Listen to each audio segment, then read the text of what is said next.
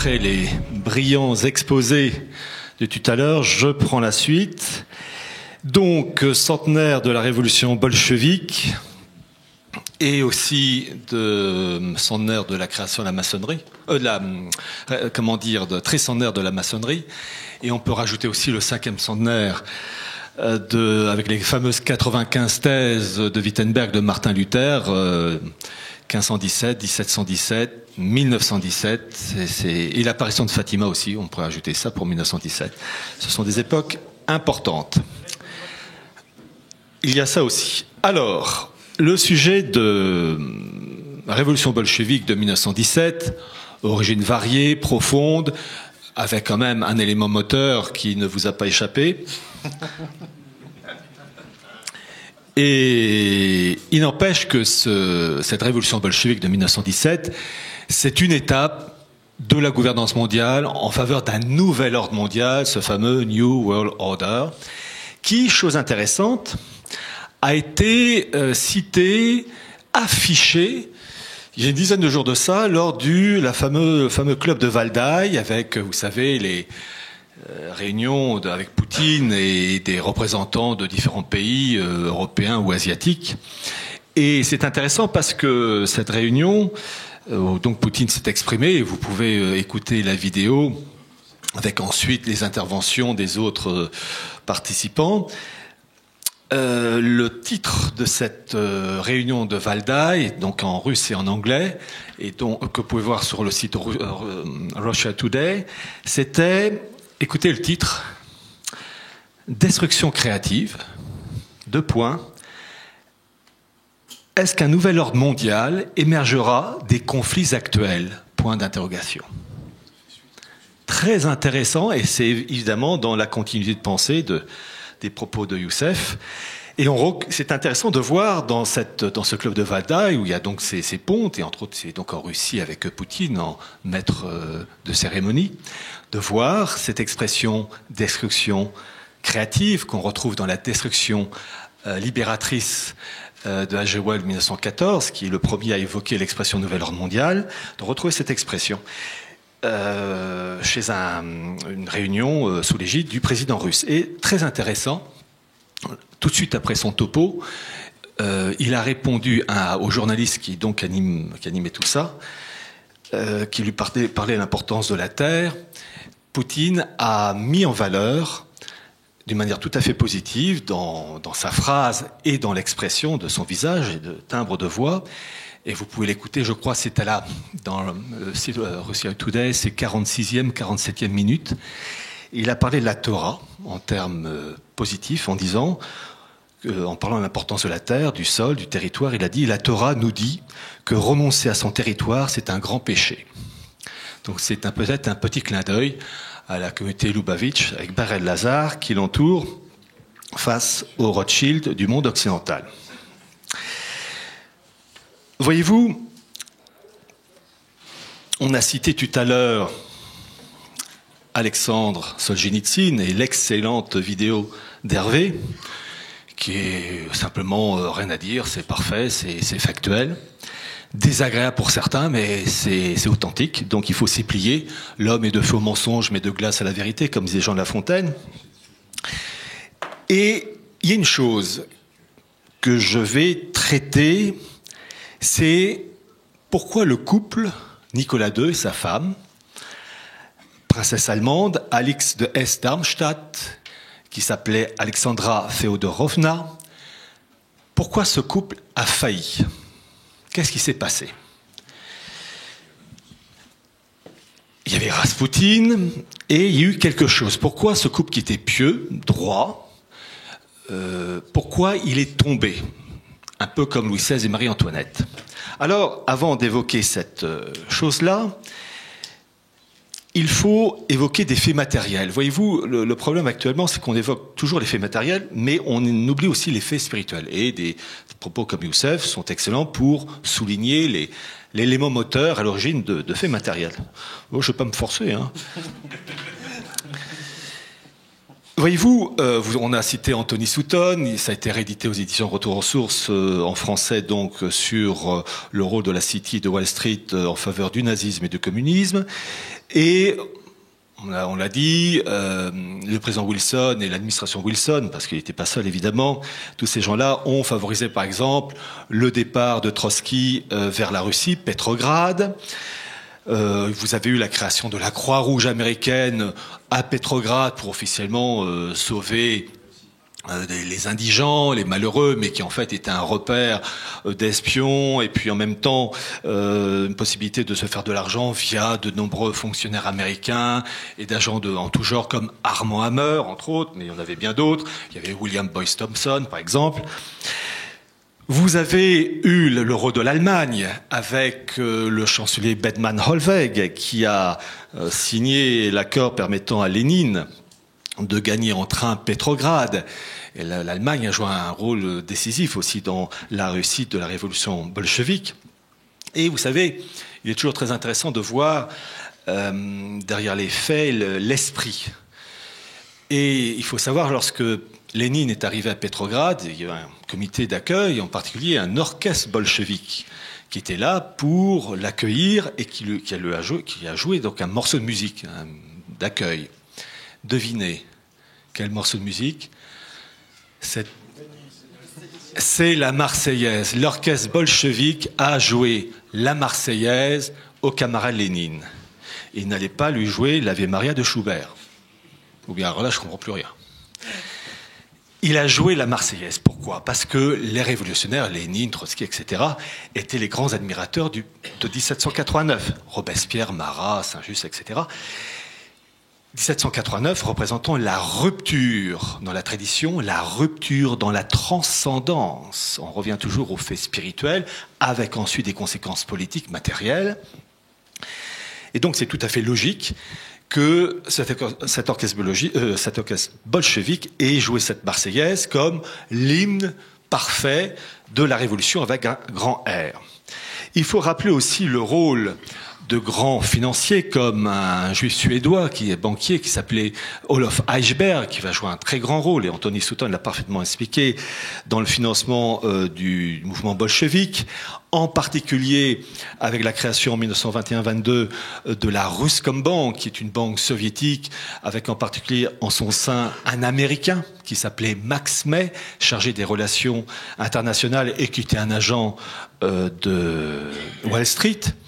Vous avez aussi la fameuse première ambassade soviétique de la toute jeune Union soviétique en 1919, ambassade qui n'était pas dans la capitale des États-Unis, Washington, mais à New York, en plein au 120 Broadway, qui était le cœur de l'oligarchie new-yorkaise.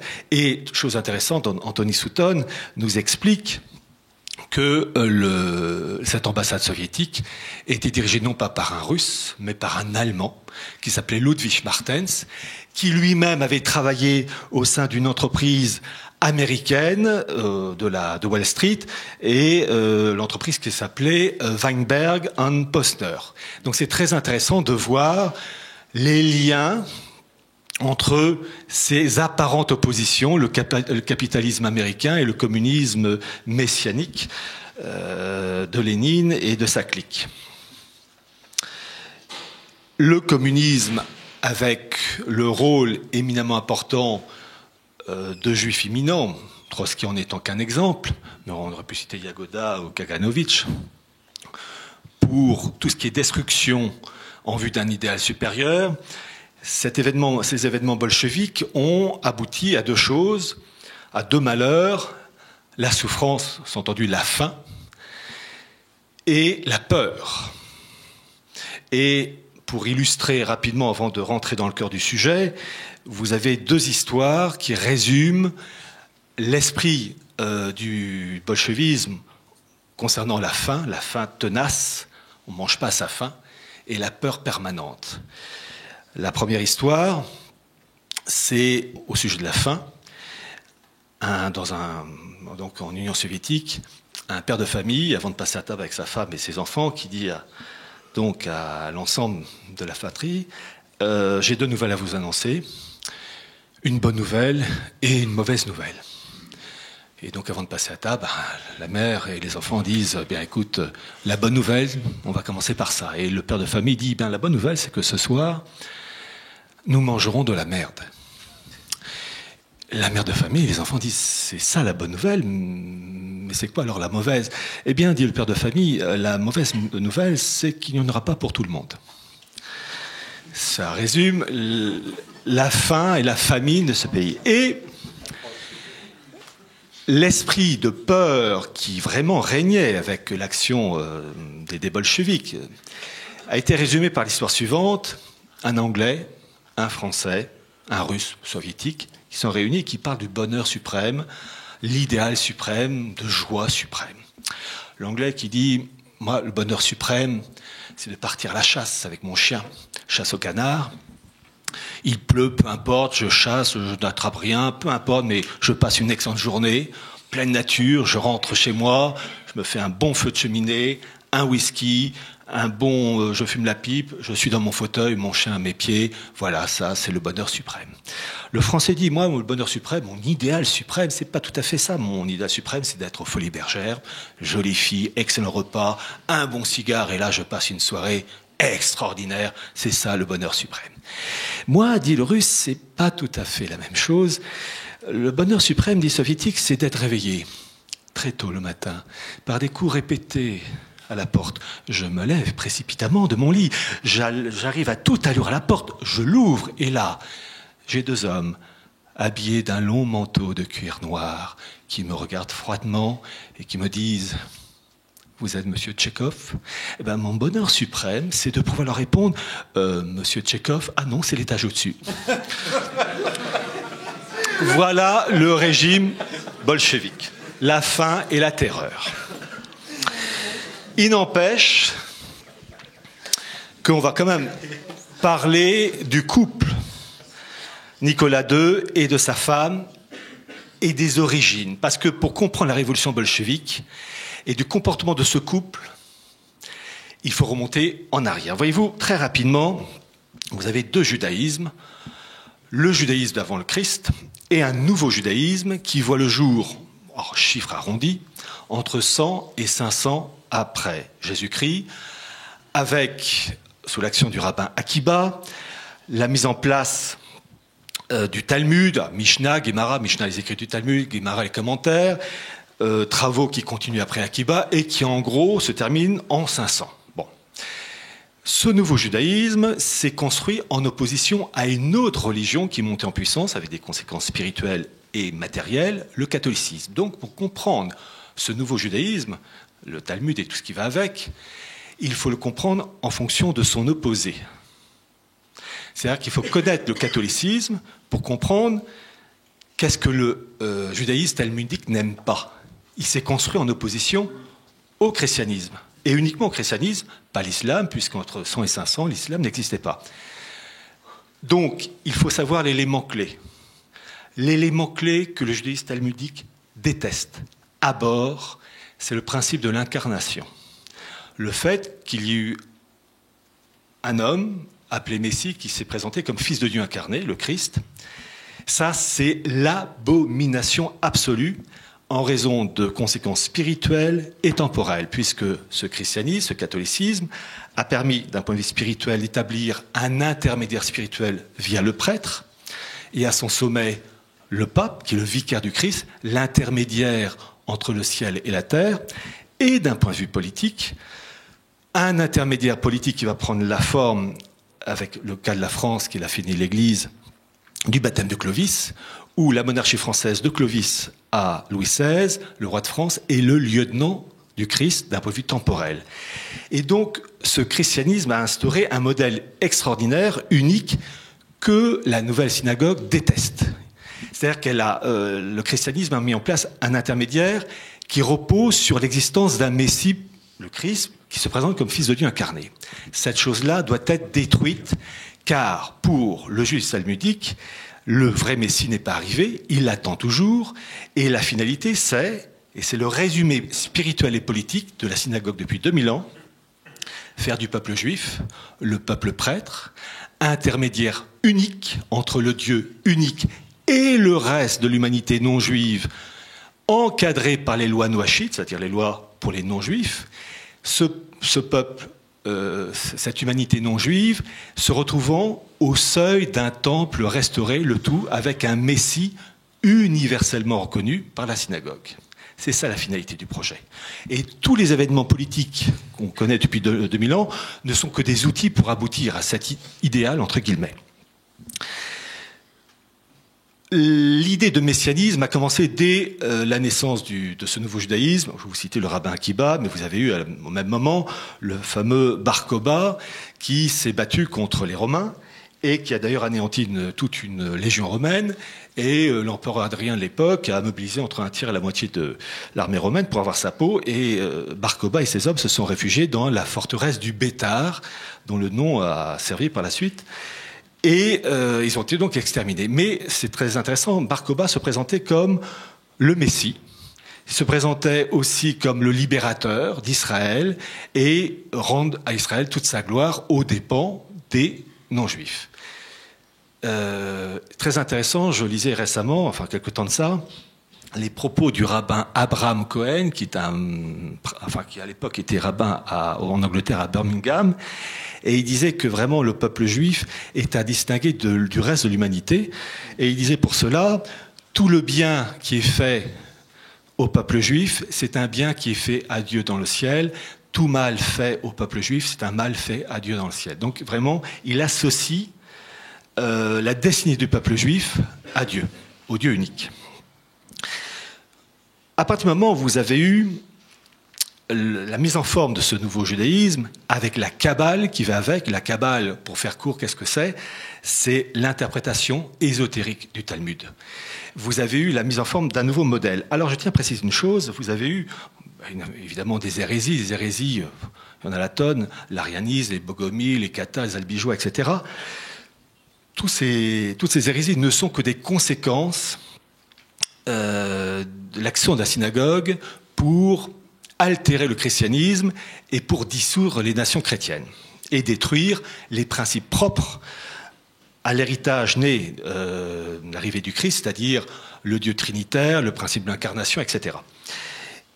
C'est très intéressant de le savoir parce qu'il y a eu une bagarre permanente et en particulier, vous avez eu des événements dans l'histoire juive. Vous avez eu l'expulsion des Juifs en 1492 d'Espagne, qui a été un événement capital.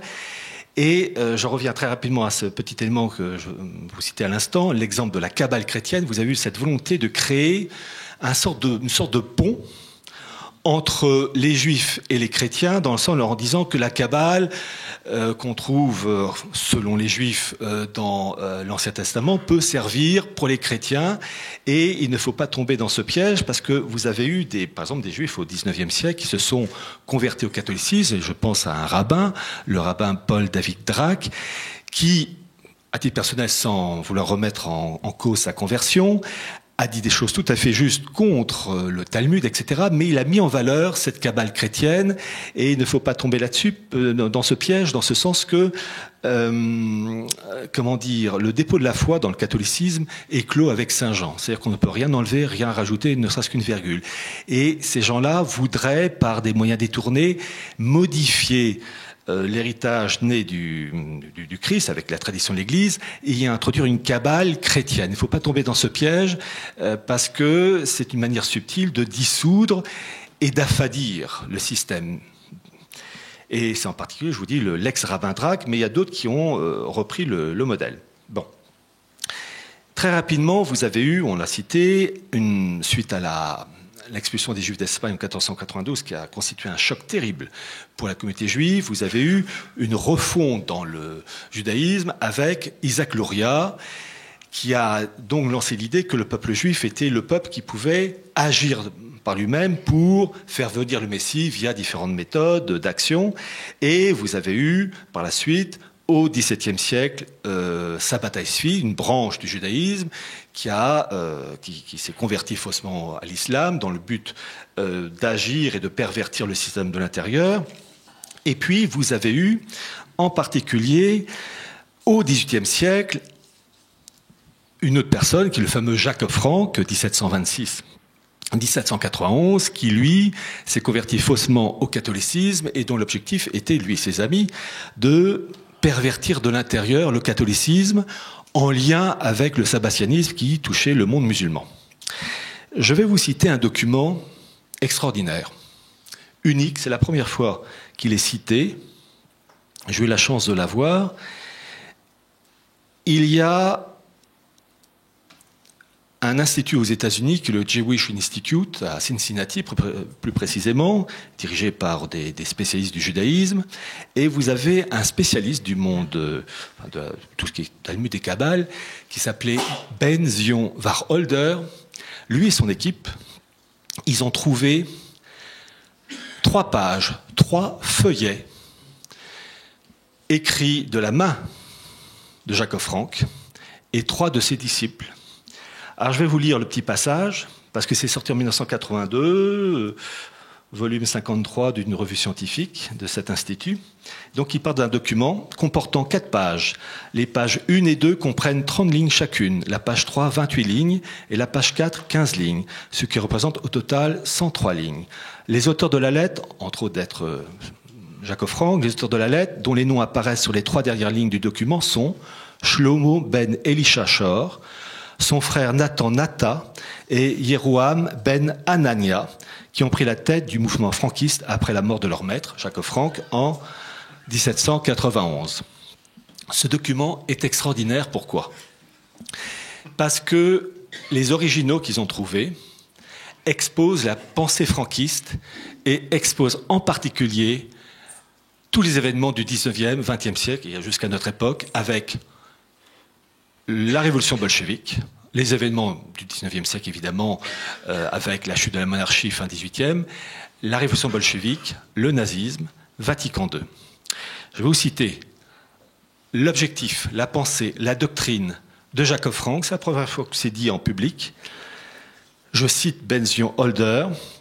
Frank écrit de manière obscure, évitant le discours direct, ne communiquant son message que par l'emploi de citations bibliques et zohariques, son style consistant à agglutiner divers textes bibliques et zohariques a de quoi déconcerter le lecteur.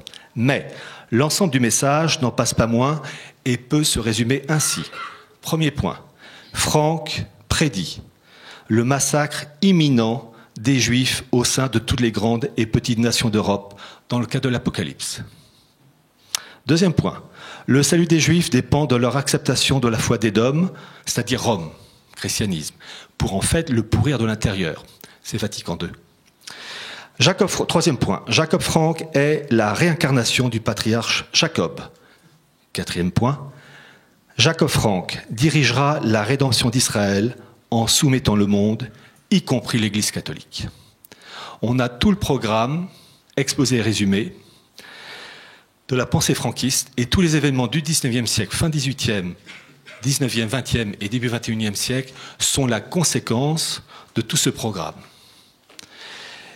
Je peux vous dire que dans mon livre Atlas du mondialisme, j'ai tenté d'expliquer en tout cas la pensée franquiste en lien avec Isaac Luria, mais de montrer une sorte de super note de synthèse, après avoir lu quasiment tous les livres de Gershom Scholem, d'avoir essayé d'expliquer l'élément moteur qui explique donc la situation actuelle, parce que ce qu'on vit n'est que la conséquence d'un long travail de sape. Le fameux couple, Nicolas II et sa femme Alexandra Feodorovna, princesse allemande Alix de Hesse-Darmstadt, étaient très liés à Raspoutine. Raspoutine, moine débauché. Et on peut s'étonner du comportement de ce couple pieux lié à cet homme qui avait une vie de débauche particulièrement active. Et on peut expliquer cette raison, ce comportement, en raison donc du fils de ce couple impérial, le petit Alexis, qui était hémophile. C'est-à-dire que quand il saignait, ça ne se cicatrisait pas et le sang coulait.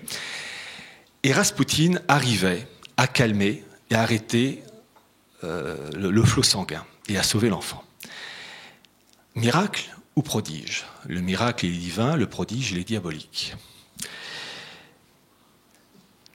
Avant d'aller plus loin, il faut expliquer les raisons profondes permettant de comprendre que la cour de Russie était en fait contaminé par les idées franquistes, par le franquisme, l'occultisme, la magie et tous ces dérivés.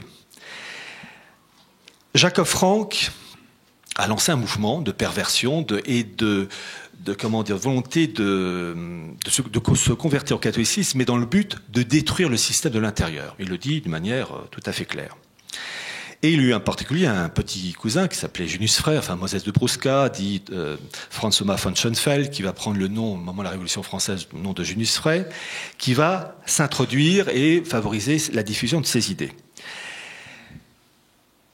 Jacob Frank avait une fille, Ève Frank. Et Ève Frank va être la maîtresse de l'empereur d'Autriche, Joseph II. Mais va être aussi liée au monde russe. Alors, c'est pas évident d'expliquer en quelques minutes un programme étalé sur des années, mais je vais essayer de manière la plus concise possible d'expliquer ça. Plusieurs acteurs ont joué dans cette histoire. Les idées de Jacob Frank ont touché en particulier un homme appelé, et surtout sa descendance, à avoir un impact terrible dans le monde d'aujourd'hui, Mayer Amschel Rothschild, dont l'ascension est due à une autre dynastie financière, les Oppenheimer. Il faut savoir que c'est en 1757, vers 1757, qu'un certain Oppenheimer embauche un jeune apprenti de 13 ans, le Mayer Amschel Rothschild, pour le former aux techniques financières. Et dans cette époque du XVIIIe siècle et du siècle des Lumières, vous allez avoir ce Mayer Amschel Rothschild qui va se rallier aux idées franquistes, aux idées d'un renouveau et d'une laïcisation de la religion. Et pour cela, il va jouer un rôle capital, dans ce sens qu'il va être le banquier d'une des plus grandes fortunes d'Allemagne du XVIIIe siècle. Ce prince allemand électeur s'appelait Guillaume de Hesse-Kassel. Et Guillaume de Hesse-Kassel, à la tête d'une fortune colossale, due à la location de soldats allemands de Hesse au roi d'Angleterre, George II, dans sa guerre contre les Américains, les insurgés américains, en 1776. C'est très intéressant de voir les liens entre la finance et le milieu spirituel. Pourquoi ? Je vous parlais de Jacob Frank, qui avait un petit cousin, Junius Frey, qui va en particulier être à l'origine de la création d'une organisation, d'une sorte de secte, mêlant à la fois cabale, franquisme et christianisme, évidemment un christianisme abattardi, les frères asiatiques. Frères asiatiques qui est vraiment dans le degré de pureté de mal et de perversion au top niveau. Et lorsque Junius Frey va passer la main en 1786 à son successeur, le successeur en question, c'est Charles de Hesse-Kassel, le frère de Guillaume. Donc c'est très intéressant de voir que vous avez les deux frères Kassel, Guillaume de Hesse-Kassel à la tête d'une des plus grandes fortunes d'Allemagne, qui a comme banquier Mayer Amschel Rothschild, ce Guillaume qui a un frère, Charles de Hesse-Kassel, qui se retrouve à la tête d'une secte maçonnique, ésotérique, kabbaliste, franquiste. Vous faites une purée de tout ça. Donc, Charles de Hesse-Kassel. Donc, et il suffit de lire pour cela, puisque c'est pas conspirationniste, mon cher Jean-Michel, de lire les livres de Gershom Scholem sur Junius Frey, qui m'a quand même coûté $300, parce que le livre, il est introuvable. Tu en as profité d'ailleurs. Merci. Ah bah non, mais il faut s'entraider. Et aussi des écrits d'une excellente biographie de Fritz Backhaus, directeur du musée du judaïsme de Francfort, et qui a fait une étude sur Mayer Amschel Rothschild très intéressante, en particulier en s'appuyant sur les archives Rothschild du fonds d'archives Rothschild de Londres. Et d'ailleurs, il remercie beaucoup une certaine Mélanie Aspect, qui est la directrice de ce fonds d'archives. Donc c'est très intéressant de voir qu'au moment de l'époque de Jacob Frank, vous avez une association de la puissance financière de cette grande famille allemande, des princes allemands, les Kassel, dont un, Guillaume de Hesse-Kassel, a comme banquier Mayer Amschel Rothschild, et qui a comme frère Charles de Hesse-Kassel, à la tête des frères asiatiques, organisation maçonnico-kabbaliste franquiste, créée par le petit cousin de Jacob Frank. Les deux frères Kassel, Guillaume et Charles, étaient les petits-fils, par leur mère, du roi d'Angleterre George II, liés donc à la City de Londres. Donc, voir tous ces liens. Et pourquoi je dis ça? Parce que lorsque Napoléon Ier est arrivé, Révolution française, Napoléon Ier, etc., il va détruire le Saint-Empire romain germanique. Et il va mettre en place la Confédération du Rhin, qui va être dirigée par un illuminé de Bavière, qui va avoir le titre officiel de prince primat de la Confédération du Rhin, qui s'appelait Dalberg. Et Dalberg va être très lié au Rothschild, puisqu'il va avoir Mayer-Amschel Rothschild comme banquier. Donc vous voyez toute la configuration. Et vous avez un autre personnage qui intervient, c'est le consul allemand au service du tsar. Ah, on va commencer à avoir la petite connexion. Alexandre Ier, qui s'appelait Simon Maurice von Bethmann, protestant. Donc le protestantisme, je le rappelle, c'est toujours du christianisme judaïsé, qui travaille main dans la main avec le tsar en tant que consul, mais aussi avec Dalberg, financé par, Mayer-Amschel Rothschild, et donc tout un relais politique, financier et d'espionnage. Et pourquoi je dis ça? Parce que je vous ai dit que Jacob Frank avait une fille, Ève. Et après la mort de Jacob Frank en 1791, sa fille, Ève, va continuer à avoir une cour et à influencer la politique par des rencontres, etc. Et chose très intéressante, en 1813, la fameuse bataille des Nations, Napoléon est battu, et dans sa fuite, il va passer dans la maison, dans la propriété de Simon Maurice von Bethmann, le consul allemand au service du tsar. Il quitte cette maison et quelques jours plus tard, Alexandre Ier arrive et rencontre Simon Maurice von Bethmann pour voir qui? Ève Frank, et discuter avec elle. Et c'est très intéressant de lire qu'en fait, le tsar Alexandre Ier était imprégné d'un idéal maçonnico-ésotérique. Il voulait le syncrétisme entre le judaïsme et le christianisme. Chose qui était soutenue par Mayer-Amschel Rothschild, qui avait en particulier un de ses collaborateurs qui s'appelait Zygmunt Geisenheimer, qui a été le premier à créer au tout début du XIXe siècle les premières loges maçonniques réunissant à la fois chrétiens et juifs. Donc cet aspect de christianisme judaïsé, eh bien, Alexandre Ier veut favoriser ce syncrétisme, et c'est très intéressant de lire que cette chose est confirmée par Alexandre Solzhenitsyn dans 2 siècles ensemble, parce qu'il voulait, je vais le citer, en 1817, la société missionnaire anglaise envoyait en Russie l'avocat Louis Weil, militant de l'égalité des droits pour les Juifs, dans le but spécifique de se familiariser avec la situation des Juifs de Russie. Il eut un entretien avec Alexandre Ier, à qui il remit une note. Profondément convaincu que les Juifs représentaient une nation souveraine, Weil affirmait que tous les peuples chrétiens, puisqu'ils avaient reçu le salut des Juifs, devaient leur rendre les plus hauts hommages et leur témoigner leur reconnaissance par des bienfaits. En cette dernière période de sa vie, empreint de dispositions mystiques, Alexandre devait être sensible à de tels arguments. Lui-même, comme son gouvernement, redoutait de toucher d'une main imprudente aux règles religieuses des Juifs. Alexandre nourrissait un grand respect pour le peuple vénérable de l'Ancienne Alliance. Je rappelle que le judaïsme du Talmud n'a strictement rien à voir avec le judaïsme d'avant le Christ. Donc je reprends la phrase. Nourrissait un grand respect pour le peuple vénéral de l'Ancienne Alliance et compatissait à sa situation présente. De là ses recherches utopiques en vue de faire accéder ce peuple au Nouveau Testament. À cet effet fut créée en 1817, avec le concours de l'empereur, la Société des chrétiens d'Israël. C'est Solzhenitsyn qui parle. C'est-à-dire des juifs convertis au christianisme, pas nécessairement à l'orthodoxie, auxquels échurent d'appréciables privilèges. Ils avaient le droit, partout en Russie, de commercer et d'exercer divers métiers sans s'inscrire dans les guildes ou les ateliers, et ils étaient affranchis, eux et leurs descendants, pour toujours, de tout service civil et militaire. Néanmoins, cette société ne connut aucun afflux de juifs convertis, et c'est ça bientôt d'exister. Solzhenitsyn, 2 siècles ensemble, tome 1, page 93. Très intéressant de voir qu'Alexandre Ier est imprégné d'un idéal de syncrétisme judéo-chrétien. C'est très intéressant. Pourquoi je dis ça? Parce que Alexandre Ier avait un frère Nicolas Ier, qui va jouer un rôle après sa mort, après la mort de son frère Alexandre, en faveur d'un couple franquiste qui s'appelait les Hauke. Les Hauke, Maurice Hauke, qui faisait partie de la Légion polonaise au service de Napoléon Ier et qui va se retrouver après 1815 au sein de la Pologne du Congrès. Pologne, un partie intégrante de la Russie des tsars.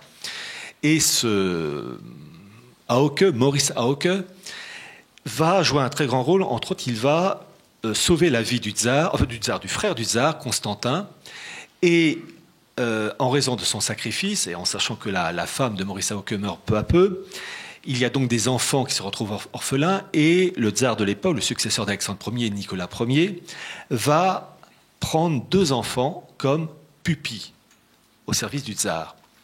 Et ces 2 enfants sont Julia et Aaron. En fait, les enfants en question de Maurice Hauke et de sa femme, c'était pas leurs enfants adoptifs, c'était pas leurs enfants biologiques, c'était leurs enfants adoptifs.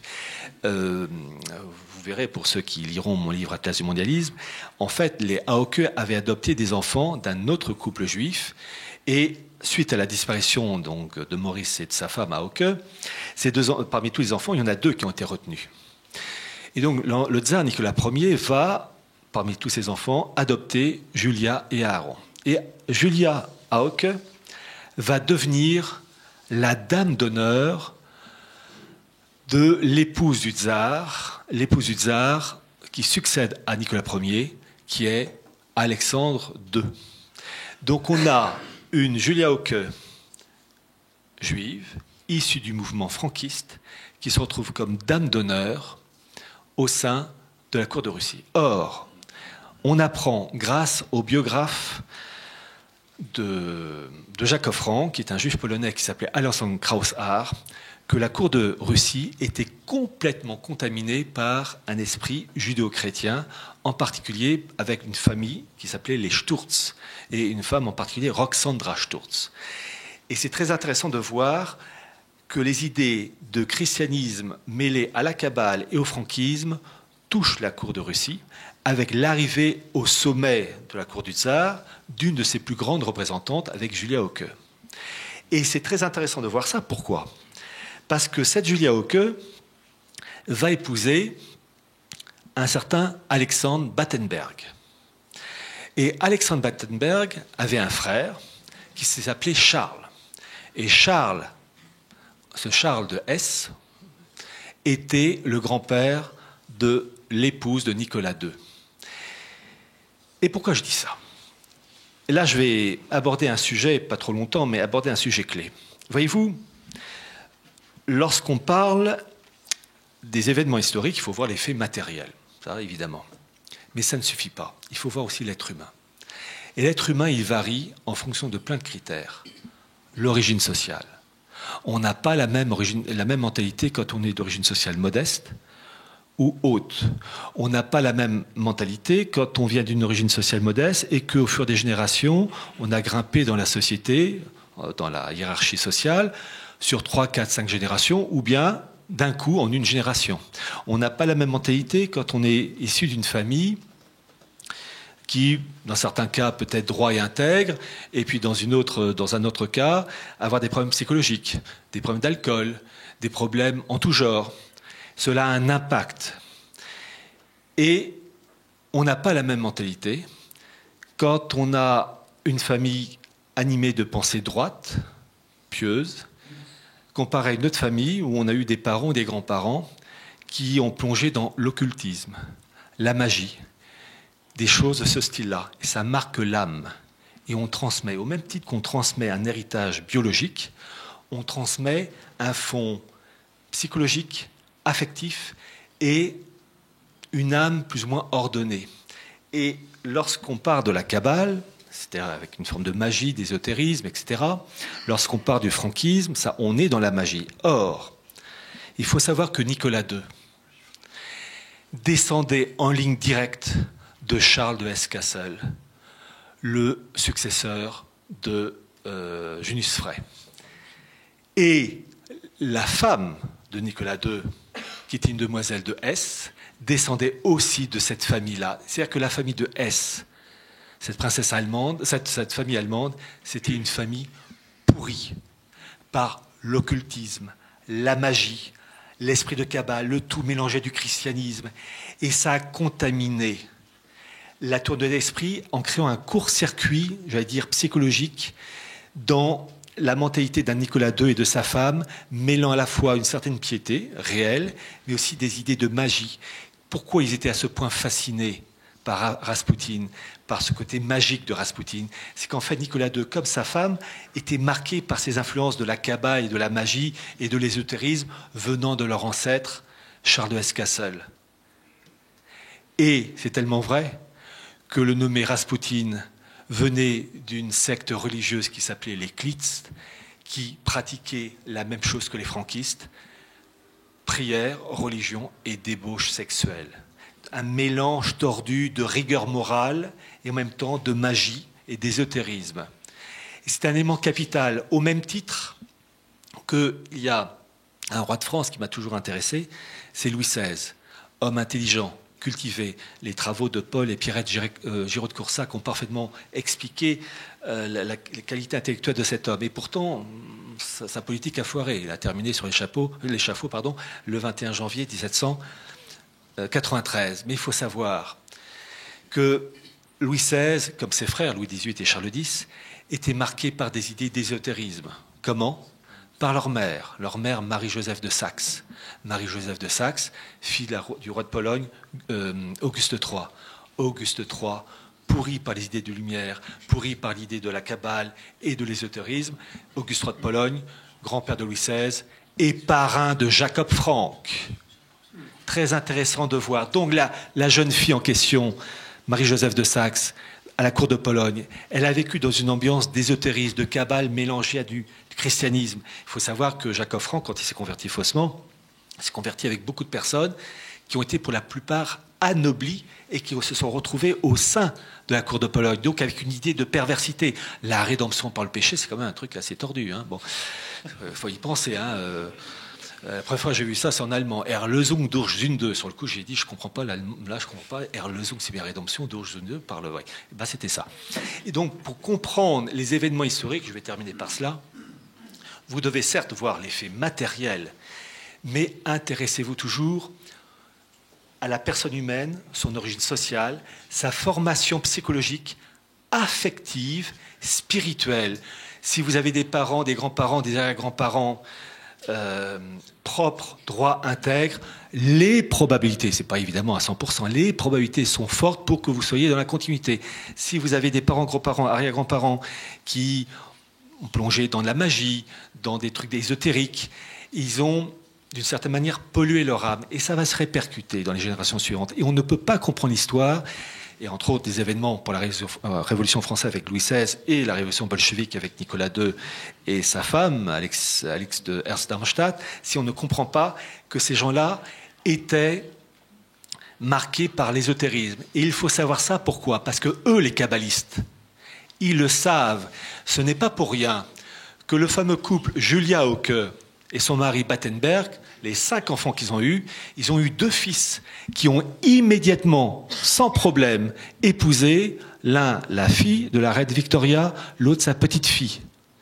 Donc un mariage, et la famille régnante d'Angleterre, c'est la maçonnerie, c'est le protestantisme, enfin l'anglicanisme, c'est les protestants déguisés. Donc c'est très intéressant de voir ces mariages parce que ça donne une tournure d'esprit, au même titre que cette famille Battenberg qui, au cours de la Première Guerre mondiale, est devenue Mountbatten. Eh bien, vous avez eu un des petits-fils de Julia Hauke, qui s'appelait Louis Mountbatten, qui était le dernier fils du roi des Indes. Il a épousé qui ? Eh bien, la petite-fille d'un banquier juif allemand, Ernest Cassel, qui était le banquier privé d'Édouard VII, fils de Victoria. C'est ça qu'il faut comprendre, la tournure d'esprit, les référents psychologiques, affectifs, religieux, avec tout ce qui va avec Kabbale, pour ensuite comprendre les effets matériels. Merci de votre attention.